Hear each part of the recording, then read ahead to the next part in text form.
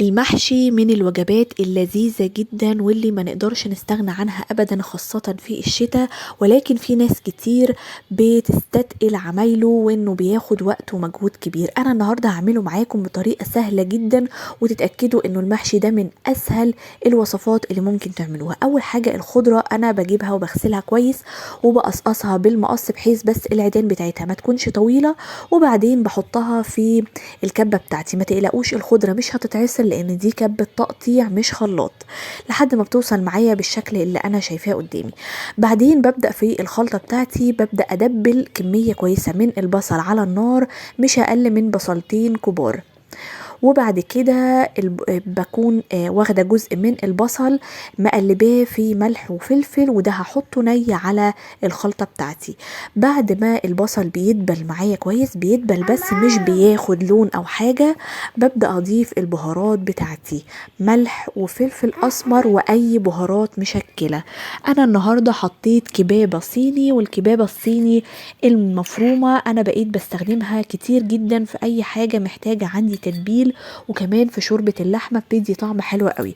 اهم حاجة ان البهارات المشكلة اللي عندكم تتأكدوا ان هي ما فيهاش ولا قرفة ولا كمون، الا لو انتوا بتفضلوا احد هذه التوابل. بعد ما البصل بيدبل معايا خالص زي ما انتوا شايفين كده ويشرب كل ميته، بنزل عليه بعصير طماطم فريش.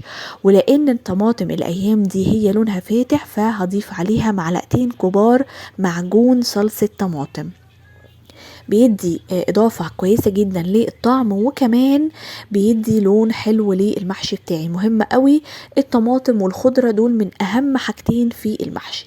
وطبعا بظبط الملح والفلفل الاسمر لو حبيت اضيف، ومنساش احط معلقة سكر عشان تظبط مزازة الطماطم بتاعتي.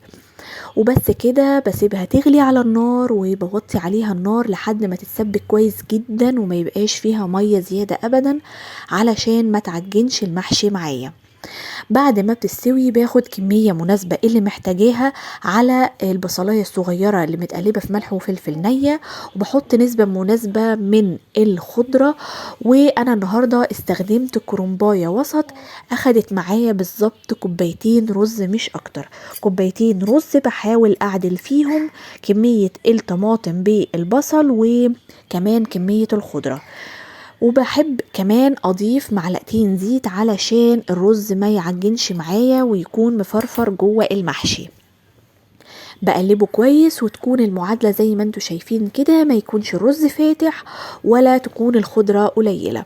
وبس ببدأ احشي اي نوع محشي عندي. في انواع محشي كتير دلوقتي بتتباع متنضفة جاهزة زي البتنجان او الفلفل او الكوسة، الانواع دي بتتباع كتير قوي متنضفة. وكمان في ورق عنب بيتباع في برطمانات او فروزن. ده كرنب انا كنت سلقاه، ان شاء الله الفيديو بتاعه هينزل المرة الجاية. المهم ان ده كرنب مسلوق عادي جدا. وزي ما انتوا شايفين كده على الرخامة بتاعتي بفرش اي حاجة، وبفرش الورقة بتاعتي وببدأ احط الخلطة بالمعلقة. مهم قوي تكون ورقة الكرنب مش طويلة قوي، لو حسيتوا ان هي طويلة بزيادة تقسموها نصين بالسكينة وانتوا شغالين، علشان ما تبقاش الورقة تخينة قوي وتبقى مش مستوية مناسبة للرز. انا حبيت اسوي المحشي بتاعي النهاردة في طاجن فخار، بجد فرق جدا جدا في السوى وفرق جدا في الطعم كمان. المهم ان انتوا تسيبوه ياخد راحته، مش اقل من ساعة وربع لساعة ونص. تغطوه كويس بورقة فويل وتحطوه في الفرن ياخد راحته. وحطيت في القاعدة تحت بصل وطماطم. وبس كده هتدوقوا بجد احلى محشي كرنب تاكلوه في حياتكم، منتهى السهولة والسرعة والبساطة. كمان ممكن محشي الكرنب ده من غير ما يكون محشي تشيلوه في الفريزر وتطلعوه على الحشو على طول، والباقي من الخضرة او من الصلصة برضو تشيلوها في الفريزر تكون جاهزة عندكم. وبالهنا والشفا.